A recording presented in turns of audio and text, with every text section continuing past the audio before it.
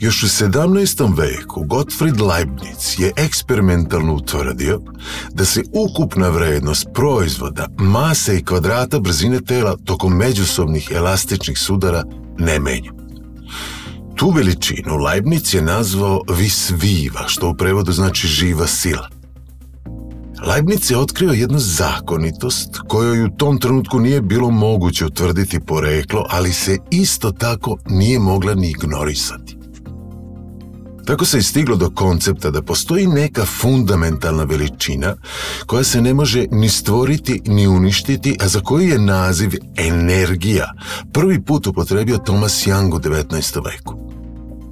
Leibnizovi izraz je u međuvremenu korigovan, pa je tako postalo prihvaćeno da se polovina proizvoda, mase i kvadrata brzine pri elastičnim sudarima ne menja.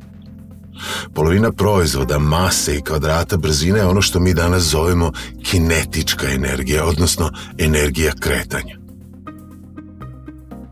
Pretpostavimo da negde u svemiru, van domašaja bilo kog gravitacionog polja, sila F deluje na telo mase M. Pošto nema nikakvog otpora, jer nema vazduha niti sile trenja, telo će početi da se kreće. U trenutku T sila prestaje da deluje i telo se nadalje kreće ravnomerno pravolinijski. Od početnog trenutka do trenutka T, telo je prešlo neki put S.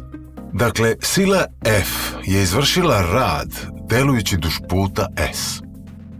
Delovanjem sile na telo je dodata neka energija. Ali koji je oblik te energije? S obzirom da je jedina uočljiva promjena činjenica da je telo počelo da se kreće, zaključujemo da je ta energija neka energija kretanja. Ovu energiju nazivamo kinetička energija i obeležavamo je oznakom EK. Pošto je kretanje izazvano silom F, a nema nikakvih drugih sila, na osnovu drugog Newtonovog zakona, zaključujemo da je kretanje bilo ubrzano, sve dok je na telo delovala sila, odnosno do trenutka T. Neka je ubrzanje tela u tom periodu bilo neko A. Telo je naravno do trenutka T steklo i neku brzinu V, koju je nakon toga i zadržalo. Od tog trenutka telo se kreće ravnomerno pravolinijski, pa se njegova kinetička energija ne menja. Iz kinematike ravnomerno ubrzanog kretanja znamo da se trenutna brzina i pređeni put mogu iskazati prikazanim formulama. Ako pretpostavimo da je telo bilo u stanju mirovanja pre početka delovanja sile F, možemo eliminisati članove koji sadrže V0. Pošto se sva uložena energija pretvorila u kinetičku energiju putem rada, možemo izjednačiti sa izvršenim radom. EK je jednako F puta S. Na osnovu drugog Newtonovog zakona znamo da se svaka sila koja uzrokuje kretanje može iskazati kao F je jednako M puta A.